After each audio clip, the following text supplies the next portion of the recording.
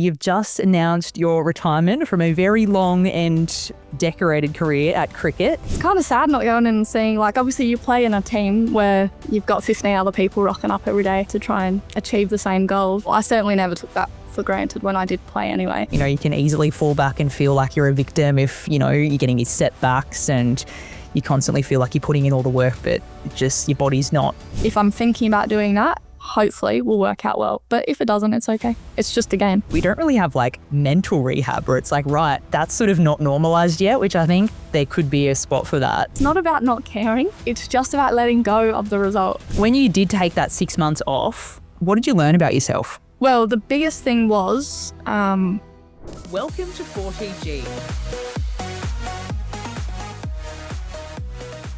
Piepa Cleary, welcome to 40G. Thank you very much for having me. This is going to be a very timely chat because as of a couple of weeks ago, you've just announced your retirement from a very long and decorated career at cricket. So how are you starting to feel about the retirement itself, and have you allowed it enough time for it to settle in? Yeah, I think, probably not.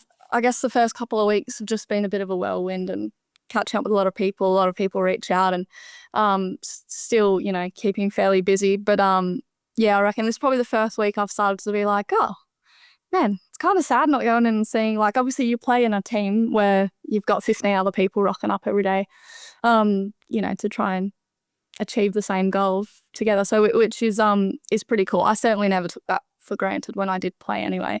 But yeah, I guess the next couple of months, will be a bit of an adjustment for me. Absolutely. It's kind of like when you left school and you actually have to make time to catch up with friends and organise things. It's a bit of an adjustment. Yeah, exactly. I think I'm lucky that I've got a good circle away from cricket that I'd always, make a lot of effort to catch up with. And then now, yeah, exactly. You're right. You probably have to now make a little bit more effort for all these people you just saw every day naturally. So, yeah, certainly, one chapter for me is done, which is sad, but I'm certainly excited for what the future holds. Absolutely.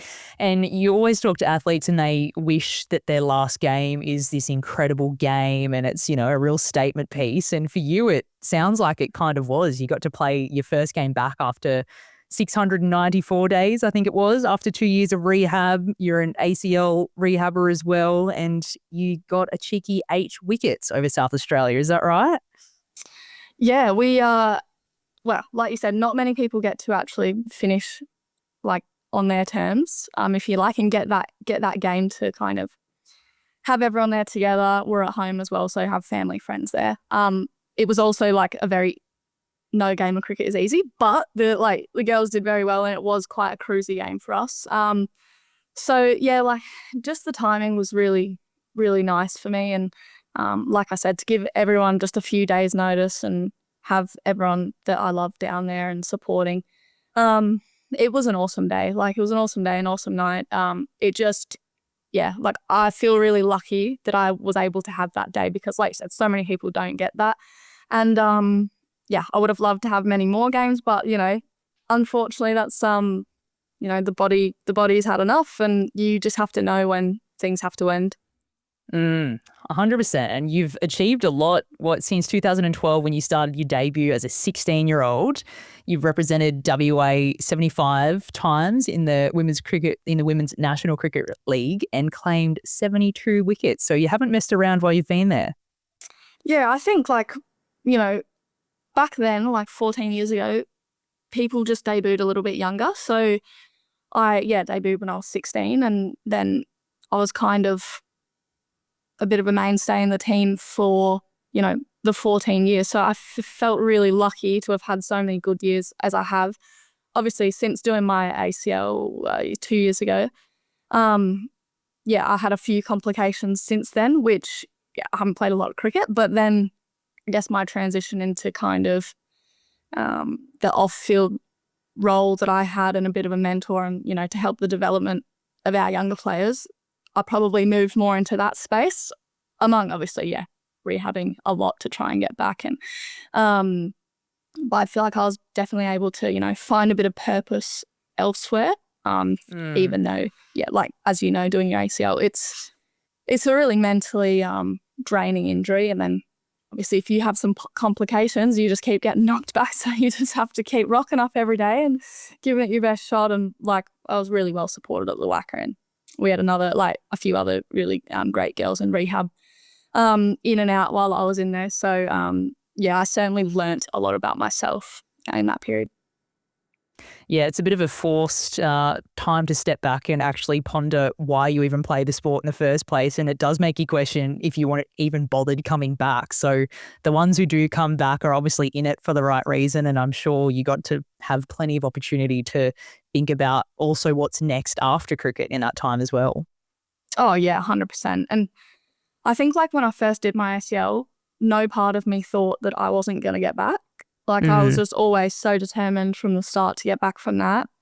And then like redoing my meniscus, needing an op on that, then some bone stress stuff. Like then those are the things that I started being like, oh man, like I don't know if I can get through this. And then, you're taking so many pills to get through training. You're in a bit of pain most sessions. I'm just like, this is not how I want to remember my cricket. No. But then certainly, like I was able to study a fair bit in that first year, and then put some energy into the off-field leadership, and helping particularly our younger bowlers, having lots of conversations with them. So yeah, you can definitely learn a lot during that time, which I feel lucky enough that I did that. And it sounds like you took the opportunity to do that as well. You can easily fall back and feel like you're a victim if, you're getting these setbacks and you constantly feel like you're putting in all the work, but just your body's not working for you. But it sounds like, you've definitely gone away and used that chance to step away and, help the younger generation come through and take a step back and really make the most of it, which is going to be very beneficial, I assume, in the next chapter. Yeah, well, I mean, I hope so. I feel like I've left the team in a really good spot, particularly, bowling wise. I don't feel like I've left the team high and dry. Like I, tried to, think of everyone before making that decision. So I feel pretty comfortable in where I left it.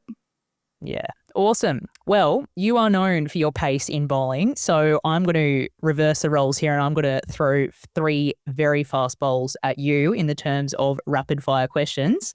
Are you ready to get stuck in? Uh-oh. Yep. Don't worry, I'm a shocking bowler, but anyway, we'll give it a go. So, number 1, if you could steal one skill from any athlete across any sport, what skill are you taking and from who? Well, easy, I would be a batter. I'd be one of these batters like Meg Lanning, Beth Mooney, like these players, Elise Perry. They can just flick the switch like that and hit sixes. And like batting's too easy. Batting is way too easy now. Like it is hard work being a bowler. Some of the pitches we play on just flat as a bit of concrete. And I'd love to. If I came back now, I would just be like a power hitter. I would just hit sixes, make loads of runs. That'd be me. That's right. Go for the glory. Go for the sixes. Yeah. I love it. All right. Next one. Who is the most underrated teammate that you've played with? Ooh. Underrated. I reckon Chloe Paparo. Like I know she's been WA's captain for a long time, but I think because she's like this small frame that you kind of don't think, like as a bowler, you'd be like, she's not really that powerful because she's so small, but she is like seriously just one of the best batters, and she just churns out runs. Like she's such a good player. I think her leadership as well, like I don't know if it's underrated. It's certainly not underrated in our team, but she's a great leader, like fierce competitor, and just very, very skillful, like very skillful player. Yeah, sounds like the whole package. Yeah, she's a great player, and I've been lucky enough to play with Chloe since I debuted. So I thought I would have outlasted her, but I didn't. She's outlasted her. She got the win there. Yeah, she got the win there, but really good player. And probably not like, I think everyone knows Chloe's good, but yeah, definitely, she wouldn't be someone that the bowlers would fear. But I think like she just does it in a totally different way. She's a bit of a dark horse. Love that. All right, last one. If you had to start again and choose another sport to become elite at, what sport would it be and why? Golf. Golf. Because I Yeah, play nice. golf and it's so bloody hard. It is. Frustration central. Yeah, like, the thought of just like, even when you're at the top of your game, there's always going to, like in golf, there's always going to be something that you're like, oh man, like I could have been so much better today. And even though you're, out there smashing it on tour like some of these ladies are, yes, golf, easy. I like the hardest game in the world. Oh, absolutely. And the most mental too, isn't it? So mental. Yeah. Yeah. Even like, some everyday club warrior like myself, on the weekend hitting a bad shot, and then I'm just like, stop telling yourself all these negative things. Like, it's okay. I'm playing for bloody $20 on the weekend. Like, just believe in yourself. But obviously I only play golf for fun, but I must say, playing golf a bit more regularly the last 2 years, it definitely had helped my mindset at cricket, because at golf, you have to learn to just let things go. So at cricket, then I was being like, it's okay. Like, doesn't matter if you make a mistake. We're all human. You're not a robot. Right. And then, I found it a lot easier the last few years just to let things go and move on and just focus on the positives a little bit more. Yeah. A few transferable skills there too, I assume. You wouldn't be a bad golfer. Yeah, I'm not bad, but I'm not great. I'm playing off 9. So you're like, 9's about, you're not that good, but you're okay. You're definitely better than me, that's for sure. And also, let's be real, in golf too, a very healthy paycheck if you're good at it, and they deserve every cent. Yeah, I must say, not that I play sport for the money, but it'd be nice. No. It would be nice. But would not be complaining either way. Yeah. So I want to go right back to sport in your childhood, and what role did sport play in your childhood, and learn some of the lessons that, sport really sort of brought up for you. Yeah, well, I started playing all sports when we were quite young, 6, 7. We lived up in a mining town up north of WA, so you just kind of played every sport you could. There wasn't many girls playing, so classic. A lot of people my age, of course, they grew up playing sport with a lot of the boys. And I have a twin brother, so that was never really a problem for me, because I always knew someone. But the thing I love about sport is that you're held accountable to other people from when you're really young, and other people are relying on you, right? You got to rock up every week and you should go to training. So I think we actually gain all these skills over the years that we don't even know we're gaining. And then obviously you find yourself out of sport or, in a normal job, and you realize how great sport has been to give you all these skills. We've got it giving feedback, our communication. Like I said, you're accountable to other people. You need to be on time. So I think then dealing with people who don't play sport, it's 5-10 minutes late, and I'm sitting there it's just catching up with a friend for coffee, and I'm sitting there man, why are you 5 or 10 minutes late? But then it's just these people don't they didn't grow up playing sport. So I just think, for whatever reason, I believe we just gained so many great skills through sport. I find it's awesome for your social skills as well. There's just so many upsides to sport, and I just bloody love it. Yeah, they obviously haven't received the spray from the coach if they're late and the public name and shame out the front. Yeah, so in your everyday life now, I have to be it doesn't matter. It doesn't matter if they're 5 or 10 minutes late. Yeah. No, still the demons are there, the PTSD. I know. Still my number one anxiety is being late, because there's a few times I have been late and you're named out the front. And you're just I'm never doing that again. Yeah, our coach used to say, I think it was Kylie. I think it was Lisa. It might have been one of these coaches back then anyway, when I was growing up. They used to say, if you're not 5 minutes early, you are late. So be here 5 minutes before. So tell us a bit about how you got into the cricket system. And you've obviously been an OG, right? You've been around for a long time within the women's cricket space. So you've seen a lot of growth over that time. So what were development pathways like for you when you started out? Yeah, so I went to the under-15s WA championship think it was called back then. So yeah, that was my first taste of like state cricket. That was also with Chloe Paparo and Heather Graham. So it was us three back then in the under 15s. And then we went through and did under 18s for a few years. That would have been 3 years, and then into the state stuff. So back then, obviously totally different. First contract I signed when I was 16 was $2,000. So Which would have been pretty good when you're 16. yeah, I actually think 16 maybe it was nothing. And then it was the following year. That was like the first year money came into it. It's $2,000 yet. So, and we used to train like twice a week from 6 to 9 sort of thing. So yeah, there's only a few of us in the team who obviously had played from when it was like that to knowing what it is now. So when we all played, right, you purely played because you loved it, you were competitive. You know, we care a lot about our state and the pride we have for playing for WA.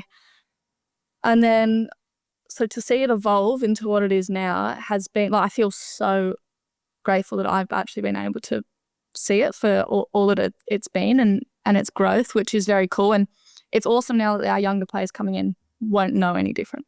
So they only hear stories that we tell them about what it used to be like. And they're like, oh, what? Like $2,000? Or you play for nothing? Like, yeah, like people working full time. They just take like leave without pay for our trips. And it was just totally different times, different expectations, of course, but we trained very, very hard. You know, it was probably a bit rougher than what it is now in terms of like, people didn't really care how they spoke to you, like, you know, staff-wise. It was just like, get here, get it done, and then get out of here. So it was good. It was just very different. Yeah. Women's cricket especially is almost this case study of how women's sport, when it's funded better, can produce unbelievable results and actually pay athletes well. Like I remember speaking to an agent not that long ago and he was telling me what some of his young female cricketers are on and I was like, oh my God, like that's unbelievable. Over your journey as a cricket player, what do you think has changed to allow that sort of growth to happen that maybe sports like your AFLWs and a few other ones can actually try and implement to build out the future for women's sports a little bit more and actually be able to fund and provide decent pay for these women athletes? Oh, yeah. I mean, I don't know, obviously, but you know, just from what I've seen, it's like the pathway systems have grown a lot over the years. So like, you know, we have clubs putting in a lot of work on their development of their youth league teams to then, you know, work all the way up. There's like a clear system to development or underage programs, which there's a lot of numbers in our underage programs, to then kind of filter through. And I think the exposure, like, you know, we're lucky that it's an international game. So there's exposure in every single country. A lot of the games are on TV. The skill level is like so good. Like I watch games on TV and I'm like, man, it's just so good. Like I can't believe, like I'm watching the Big Bash. I'm like, I can't believe I'm like playing this. Like these games are awesome. So yeah, it's hard to know exactly why, but I just think the balance of like senior players, youth is really great as well in a lot of the teams. And like our wickets over here help people bowl fast. So we have a lot of quicks that bowl good areas, swing the ball, seam the ball. So I think we're really lucky. And then obviously that helps our batters as well. Like they're very good at hitting fast-paced bowling and they're really good at, you know, it being an entertaining brand, which is what people want to watch. People don't want to watch 100 versus 100 anymore. Like people want to watch, you know, 170 versus 180. So I just think the time, the money that's obviously been put in it for a long time now, that was been getting money put into it for like 13 years, 14 years. So it's obviously been a long time coming. And other sports are going to get there, right? Like the AFLW, that's still fairly new, like compared to other sports. Like you'd hope that's going to obviously trend in the same direction. So yeah, I don't know, you know, an actual answer. I've waffled on a bit there with a lot of things, but there's just a lot of great stuff to take from cricket, which other sports hopefully do look at the model and kind of copy that in a way. Well, as you say, it's like the 14 or 15 years of money being put into it, and now the dividends are really starting to show. It's just like any good investment, right? Like, you're not going to see returns instantly, but give it time to compound. The returns will be there. And I think another great thing with cricket, with men and women, is the Big Bash League, right? Because it's really sort of that entertaining space, and more people want to go because it's got all the, the big shiny things, and it's quick and it's fast and big hits, which is what keep people really interested. So it'd be interesting to see other sports trying to implement those types of changes into more of the entertainment space, which I think Super Netball is doing as well. Like, they've got bonus points or whatever they call it at a certain stage within the game. So yeah, it's a really interesting case study, and I hope that some of the other sports do take a leaf out of cricket's book. Yeah, 100%. And like, you see it in other leagues. Like, I don't know if you've heard of the 100 in England. So like, everyone already thought T20, 120 balls, that's, the traditional people like, nah, that's too short. And then the 100 competition is obviously a 100 ball competition. So they've even taken 20 balls off. And like, that's absolutely flying in the UK. That has like been to a few games over there that they have so many people coming down to watch. Like, it's full for the start of the women's game. They're there to support both teams. So yeah, you see it evolving really quickly and really well in cricket. So yeah, like you said, hopefully other sports get onto that as well. Yeah, definitely. And we do have to remember, we are the generation of the iPad kids, right? We have a very short attention span. Yeah, that's the thing. I was actually watching a show the other day on Netflix. I can't remember what it was called. But I was watching and I was like, whoa, it was like a 5-episode thing, and it was crazy. Like, things were happening every 5 minutes. And I was like, after I finished it, I thought, I think that's how TV shows are just going to be now. Yeah. Like, to keep people entertained. Jeez. It's too much. That's right. Yeah, you can't put something on a relax anymore. It's got to be this person's killed this person and all of this within 5 minutes. Yeah, crazy. So tell us about your international travel. You got to do a bit of international travel with cricket. You've got to live overseas.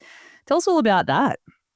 Yeah, that's been really cool. I've been able to, when I was younger, I was able to go to India and Sri Lanka a few times. I think twice to India, once to Sri Lanka for some Aussie A tours, which was just like phenomenal, like awesome experiences.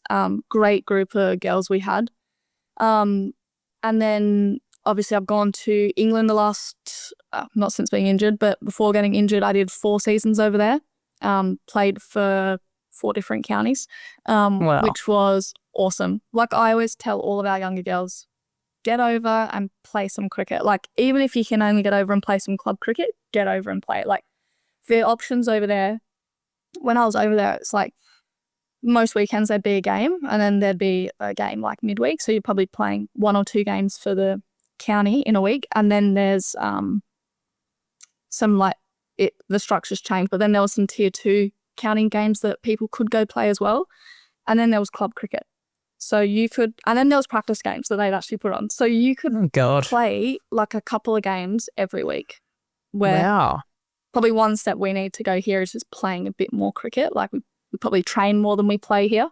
So to go over and experience different countries' way of doing it is absolutely awesome. Like, it's been very cool to go and just experience different cultures, particularly in the subcontinent, totally different pitches. It's hard work, but I think it just makes everyone like better players for going and experience the different conditions, different weather. Yeah. What about your places like Sri Lanka and India? Is women's cricket growing over there, and were the crowds actually quite good? Yeah, I mean, for when this was, gosh, I don't know, 29, that would have been like probably 7 years ago that I went. And the Aussie A trips, like, no, we didn't get crowds. We just played at smaller grounds. But like, cricket, particularly in India, is huge. The crowds they get is awesome. Like, watching some of the women's IPL, like the grounds are full. Some of those Indian players, they are like celebrities over there. Yeah. Like, they are cricket mad. And that's happened over the last couple of years as well. So that's been really cool to see. Sri Lanka, I think it's getting there in Sri Lanka. Again, they probably just need a bit more time, just a bit more money put into things, but each country is different. But yeah, India is an awesome place to go travel. Did you feel like a bit of a celebrity over there? No, not us. Not Fair us, enough. not at all. Yeah. What about in England? I assume, because by the sounds of it, they've got that many competitions, so cricket is very highly regarded over there. Were you a bit of a county celebrity while you're there? Nah. I was the visa rule had changed. So when I went over, not many people could actually go and play. You had to have the right visa or a passport, and I had an ancestry visa. So I was pretty much like the first person to actually go and do it in the county. But no, like you kind of get to know everyone over the years anyway from versing each other. So no one thought any of that of me. But also, like, my first year was with Lancashire. Awesome place to go play cricket. Awesome group of girls. Yeah, very, very cool spot to go. Yeah, and I assume, was it you'd go and play cricket and then, you'd sort of hit the pub after, and that's where real champions are made? Yeah, there's always be a few drinks after the games. Yeah. It's healthy. Got to hydrate. Yeah. Oh, it sounds like an incredible sort of culture to be a part of. But what do you think for young athletes who are going touring with their sport? It always sounds like the dream, the highlight reels and everything. But what are some of the struggles that you face while you're away from home, and especially in regards to trying to keep on top of recovery and sleep, and, you've got different foods and all of that sort of stuff. So how did you sort of sometimes struggle while you're over there? Yeah, it's always like hard going away from home. I think playing cricket, and a lot of sports, you just get used to going away from home, right? So like I always felt pretty comfortable with that. The main thing, the food. Oh, and in England, you're in like a hotel room. So in Australia, quite often we're really lucky, we get like apartments. So you'd share an apartment and you'd have a full kitchen. Where over there, it's not like that. It's a hotel room. You can't cook. There's no fridge. So I would really struggle with like having to go have 3 meals out every day. It's like, I don't want to have every meal out.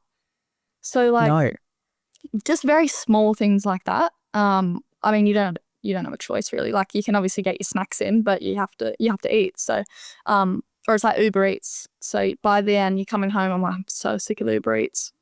I just want a vegetable. Yeah. So it's just small things like that. Even in so in India, for example, we'd all try to go out for dinner at 6:30. Nothing opens until 7:30, 8. So restaurants aren't open. So, yeah. Again, little things, you're not there for a long time, so you just accept the culture and what it is and get on with it. But small things like that, they do add up. Obviously in the heat as well, like sleeping, you're trying to wake up and the next day play again after you've just been in the heat all day. So we got pretty well looked after with nutritionists and physios and doctors. All them would be away with us. So trying to hydrate well, actually get a bit of sugar into you the night before to help you the next day. But yeah, there's a lot of stuff that comes with it, and everyone's different. So it's kind of just figuring out what works for you. And I'd get some of those like the oats in a little pot. To get the oats in a pot and then put some hot water in and have some I'd have like a thing of muesli or something, just add some nuts in there as well. Yep. Just for some mornings, I just cannot go down and have they love a fry up over in England, don't they? So it's like eggs, bacon. Like I cannot have another bit of bacon. Black pudding and God knows what else. Yeah. So just stuff you kind of figure out on the way, and I don't know, when you don't have a choice, do you? So you just get on with it. Well, that's exactly right. And it makes you think how flexible your approach needs to be for preparation sometimes. I know a lot of athletes who they're so superstitious, they have to have every single meal the same before the game. And sometimes you can't control a lot of these things. So it's a matter of being open, being flexible, getting rid of these superstitions that sometimes actually don't serve you, and just making the most of what you've got, really. Yeah. And I think cricket is a little bit more laid back, most of the people that I know. But yeah, if you start letting superstitions get in the way, oh my gosh, it can just, when does it end? Me and one of the Emma King girl who used to play for the Scorchers, great off spinner. We had a game out in Perth and we went to this cafe in the morning of the game. We had an afternoon game and we both did really well, won the game easy. So we're like, we've got to go back to that cafe. So we went back for the next game and then again, same thing, we've got to go back to that cafe. And then like we weren't playing at the same ground. So we were like, there comes this thing in your head. And then I can't remember what happened the next time we couldn't go there. But it's just like this slippery slope with superstitions. It's just, I know a few people that have them and it's just like, the mind is a powerful thing. It is. It is. And you're really putting yourself into a little bit of a trap, I think, with superstitions. And your teammates, oh my God, because if something doesn't go right for the teammate who's superstitious, everyone suffers. Yeah, exactly. And then even I find like if you don't have superstitions and someone says it, then you start thinking about it. Yeah, like, should I have a superstition? I don't want to be thinking about this. That's right. So you're trying to tell me that you don't have a lucky pair of undies? No, but that would be an easy one to have. At least you can control that. That's right. Yeah, you can take your undies anywhere. So your career has been long, but it hasn't been perfect, has it? You've had a lot of setbacks that you've overcome. You've had a lot of injuries and things like that. More recently was your ACL, and we've spoken a little bit about that and how, you've sort of used that as an opportunity to grow and step back from cricket and think about other opportunities that may present themselves. But what are some of the other setbacks you've had in your career that you think people listening could gain a lot of insights from? I've had a lot of bizarre injuries. So I had a rib removed, my first rib removed. Oh. Which is kind of, up by just the top of your chest. From bowling, one of my muscles across, my muscles had gotten too big from bowling and it actually had started to cut my circulation off. So my blood flow. So I was bowling and my arm was like looking like Popeye. Thoracic outlet syndrome is the actual name for it. But so I had to have a rib removed. Yeah. I broke my ankle in a Big Bash game at the Wacker. Just went to slide and just snapped it. I've had broke the base of my wrist. Emma Ingles whacked one back at me and popped that out in a warm-up game. So I've had a lot of just big injuries. None of those really actually kept me out for that long. I missed a couple of Big Bashes from those injuries, but I was always able to get back and play our WA stuff. So I've always just found a way. And I haven't been good at listening to medical stuff. I'm always just nah, don't worry. I'll just have some Panadol, some Nurofen and I'll be all right. She'll be all right. But I was really lucky growing up, a few soft tissue things here and there, but nothing that kept me out of any sort of cricket. And then it was more in my later years is when those injuries started to kind of get me. Yeah. Have you ever had issues around selection and feeling the pressure from selection and actually allowing that to affect not only your performance but your mental well-being as well? Yeah, I remember in Big Bash cricket as well, when you're a bit of a fringe player, you're always feeling under the pump. And then I remember one season, must have had a couple of bad games, got dropped, and then found myself, was always pretty okay with getting dropped as long as I knew why, and you kind of know if you're not playing well, so you're that's fine. But then coming back into the team, I really struggled with you get one over, and I know heaps of people that struggle with this, you get one over and if that wasn't a good over, you weren't getting another over. And then you might not be in the team next game. So I really would struggle with putting so much pressure on that one over, gosh, this has to be the best 6 balls ever. And if I don't get a wicket, I'm not getting another over, and then I'll be out of the team. And I used to hate that feeling. I used to hate that feeling so much. Where getting older, I'm whatever, doesn't matter. Just do your best. Do your best. Run in, compete hard, do your best. Doesn't work out. But when you're younger, you don't have that mindset. So just putting so much pressure on each ball, which was not helpful for anyone. So trying to deal with that is, always a challenge, especially when you believe like you're good enough to be there. Yes. So it's like then knowing that people don't believe in you, you're like, oh yeah, that hurts. Yes. But again, just all things that like everyone has to deal with. And even if you're a mainstay player for your state in Big Bash, it's a total different game. You have interstate, you have overseas. So then all of a sudden, most people's spots are under pressure. So yeah, versus like a couple of years ago, was playing. It had probably 5 or 6 games, and like the last few not so good, so got dropped. And I was like, yeah, that's all good. Got brought back into the team. My mindset was just totally different. I just thought, stuff it, just bowl. That's all I was thinking. Just stuff it, just bowl. And then I ended up staying in the team for the rest of the season and going really well. But that was always the best thing for me, is just focus on competing. Don't worry about the result. I was always just there to like enjoy my cricket, compete hard. If I'm thinking about doing that, it hopefully will work out well. But if it doesn't, it's okay. It's just a game. Like, you'll get another chance. So I think after having a few injuries, it gave me that mindset. And getting a little bit older as well, you kind of figure these things out and what works for you.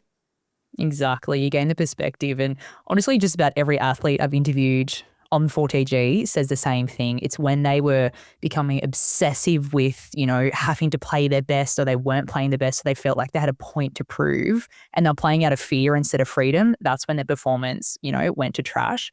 But as soon as they have had a bit of a epiphany, or they've had an injury and they've stepped away and realized why they love the game and that joy that it brings, and then they go back out there and they just purely play out of that, their performance goes through the roof. So it says a lot about how we approach things, and you really can't sort of overemphasize how important it is to go out there and play for fun, because everything else will sort itself out in the process. Oh yeah, 100%. And I can't remember how old I was.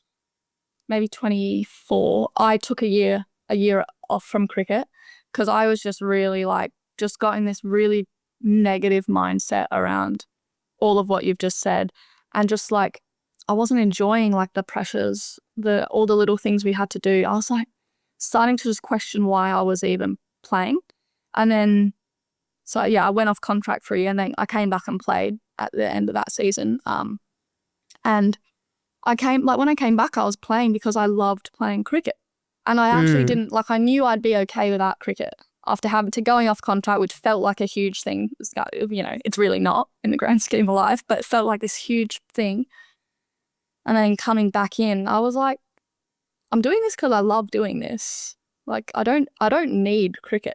I'm doing it because I love it. So then all of a sudden, just, the change in mindset and having the perspective, like you said, just makes such a big difference. And you actually, I always say, I've said to the girls, if you let go of the, caring about the result, you would be so surprised what happens. And, a few girls say to me, oh, but, I care so much. And I'm like, I know, but it's not about not caring. It's just about letting go of the result.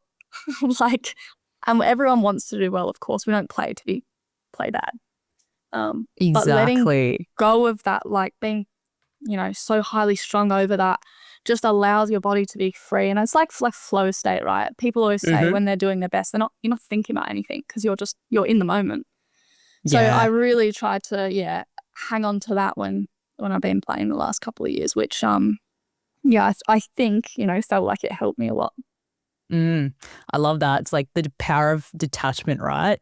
My coach, he sort of explained it to me, if you've got a dog and you're constantly chasing after it, they're going to run away. That's their natural reaction. But if you let go and actually just, walk away, the dog will come to you. And it's also kind of like in a relationship. If you get in a relationship and then every 5 minutes you're saying, where are you? What are you doing? And you're so anxiously attached to it, your partner's going to say, hell no, I'm out of here. This is toxic as. So just ability to let go, and then things will come to you more freely. I know that's a little bit spiritual, a bit woo-woo, but it's true. Yeah. No, I love all that stuff. That's what the girls say to me. They're like, oh, Piper, come on. Speak to me like a normal person. But I love all that sort of stuff. I think, as soon as you let go of the attachment, things generally work out for the better. Like, I know everyone is different and you have to respect that, but yeah, I don't know many people who get so focused on like performing that it actually benefits them. Absolutely. So when you did take that 6 months off, what did you learn about yourself? Well, the biggest thing was that I wasn't afraid to lose cricket. So before doing that, I felt like really, really trapped. So like I just felt like I couldn't like do anything. I don't know how, I think it had been building up for like quite a bit of time, but I just felt so trapped. Like I felt like it's almost like cricket had become my whole identity. And I really, really like didn't like that happened, because that just wasn't me. So because I felt like I'd fallen into that hole, I just didn't see like a way out, because I just let it go on for so long. I couldn't see a way out of me doing the same thing. So if I'd just gone on and signed another contract, I would have been in the same spot the next year. So I just thought, nah, screw that. I'm not doing that again. I'm gonna change something and see if it helps, because that's the first year I went over and played for Lancashire. So like I was still going to play cricket.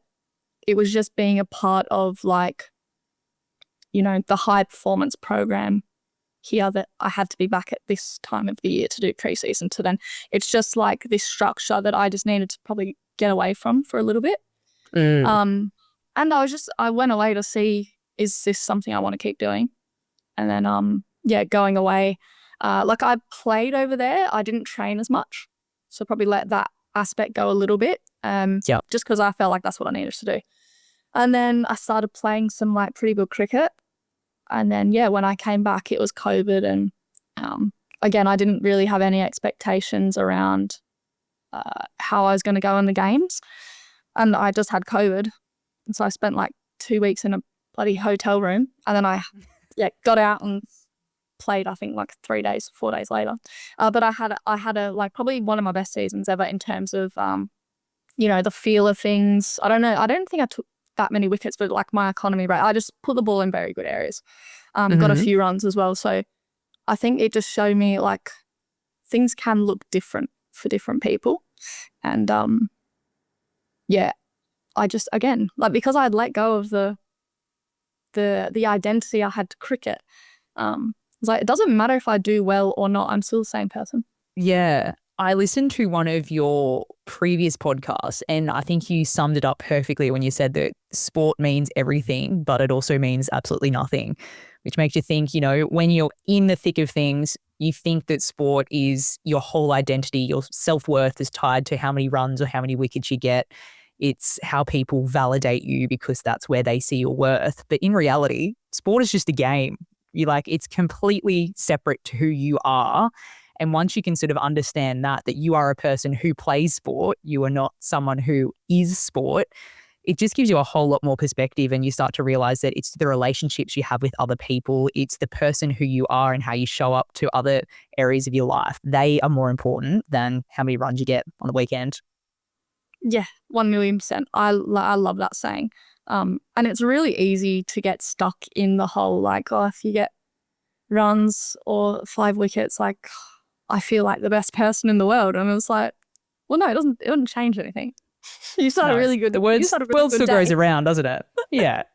Yeah, and I think having like, I'm lucky I have a lot of friends like who don't play sport anymore, and like obviously they're like, oh, like amazing, you play cricket, but like they don't give a stuff about what's happened and how many runs I've got. Like they just forget it like that. So I really, really love that saying. Yeah, it is a brilliant one, and I'm going to be using it more often. So I'll attribute to you, of course. But another thing too, like, even you said how you just took that career break. I think that's something that athletes should consider doing more often. They don't have to give it up for a year, but even just having a few months to really focus on, why do I play the sport? Especially for these young kids who have come through and they've always played that one sport because they've almost like they were told they have to, and they have to get to the next level and the next level to be successful.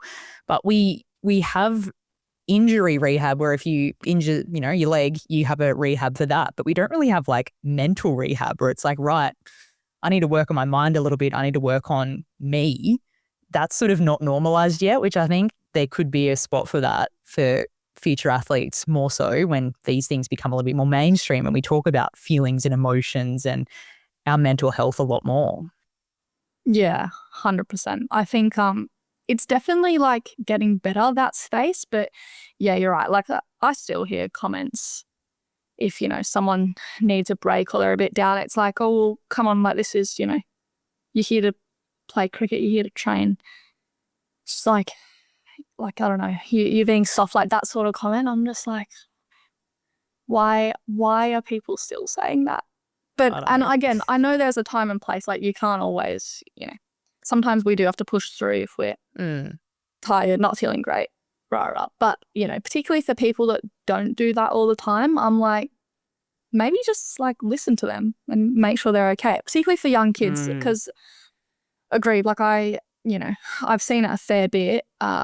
Yeah, I wonder if some of these kids, I'm like, do you like playing cricket, or has it just been something they've been told to do and it's kind of, you feel forced, and again, they feel trapped, they can't get out. And then we end up losing these people anyway to the sport. So yeah, I hope over the next 5-10 years, we really grow in this space for the younger players. I think it's pretty good at certainly what I've experienced at the top level.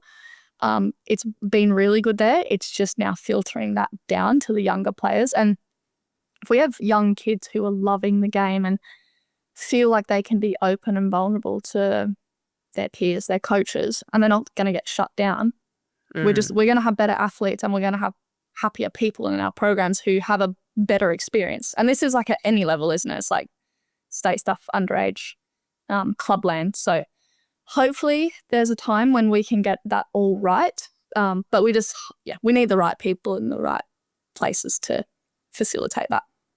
Exactly. And that will shift over time, that's for sure. But it's even just a matter of, when girls are dropping out of sport at twice the rate of boys. And a lot of it is because the rhetoric around sport is that you have to be masculine and push through pain, all this sort of stuff. And a lot of them are just thinking, I don't want to do this, or they've been in the system their whole life and they just want to drop out. So it's a matter of trying to not only create the next elite athlete, but also just keep girls and women in sport because of all the benefits it brings that you've already mentioned.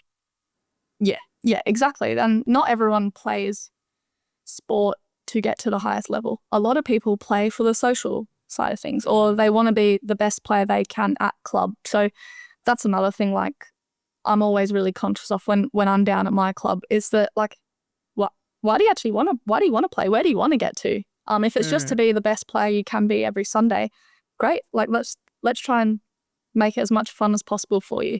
So yeah, definitely trying to connect with as many young players and actually ask them what they want, which I'm learning to try do a bit more and more. Like, having come from a high performance program, I just assume everyone wants to get to the top level, but definitely not the case. Yeah. Another thing that you've experienced in your career, which I don't want to throw you under the bus here, but I think it's so important for future generations if they do want to go to that elite level, is you got suspended for betting on the men's cricket. Can you tell us a little bit about that in terms of, because this would happen a lot that I don't even know about, a lot of girls don't know about. So just more of a word of warning on that sort of stuff as well.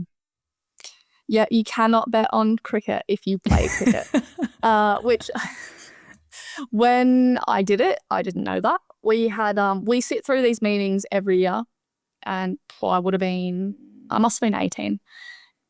And we had just sat through one of these meetings a few months before. But when you're that age, I wasn't listening.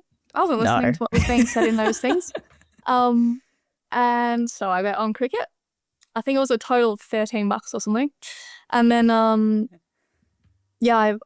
think I mentioned it to one of the girls or sent a Snapchat, something like that. And then, she was like, you can't bet on cricket, right? So I had to go self-report and got flown to Melbourne and had to do this interview. And it was oh God, fairly lengthy process. And then I copped a ban for 6 months. So I couldn't play. I couldn't go to the any club stuff. Couldn't go to our awards night. Was just no cricket. But that was actually probably the best thing that ever happened to me, because it was at the end of the season, and so I was thinking, oh shit, I'm not gonna get another contract. Oh my goodness, they're just gonna get rid of me. Rah. And then I was very unfit. Like I was really unfit at this stage of my life. And so I remember I would run 3 times a week. I would gym the other 3 days of the week. So I was on I made my own program, because I couldn't get any programs from the Wacker either. It was nothing. Yeah, so right. I went on this very, quite strict program that I made for myself. And I came back and I ran I think I ran at 8:30, which I had left running a 10:30 2K. So I took off. Yeah, I took off I was pretty unfit. Shouldn't have been that hard to get fit. But I came back at a reasonable position for me, and came back strong. Had just dropped a lot of not that I was overweight or anything, but just dropped a lot of. I was young, so just I didn't drop weight, but just put on muscle. So yeah, put on a lot of muscle. Got fit, and I kind of never looked back in terms of my fitness stuff. That was a really, really positive period for me after not so positive thing. But don't bet on cricket. Don't bet on the sport you're playing. I know I probably shouldn't be asking you this, but did you get up?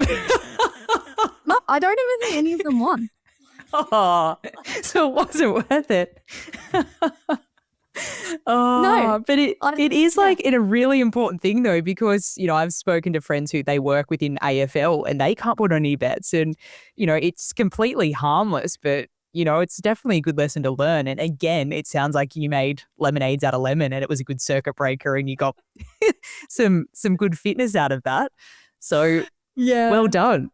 Yeah, I've definitely had a few interesting things over the years. It hasn't just been this boring I played some cricket. No. I did a lot of weird things in between playing cricket. Yeah. Well, it sounds like they really used you to make an example. Yeah. Oh, yeah, they did. You were the poster child. Yeah. So that brings me then, you've obviously recently retired. Emotions are flying around. Obviously, you probably haven't had a chance to sit with yourself and think about what is next. But do you have any sort of inklings as to what you might want to do now?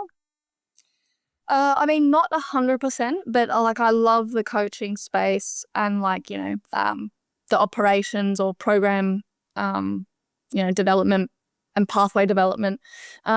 So I would love to stay involved in cricket in some capacity. I don't know exactly what that looks like yet.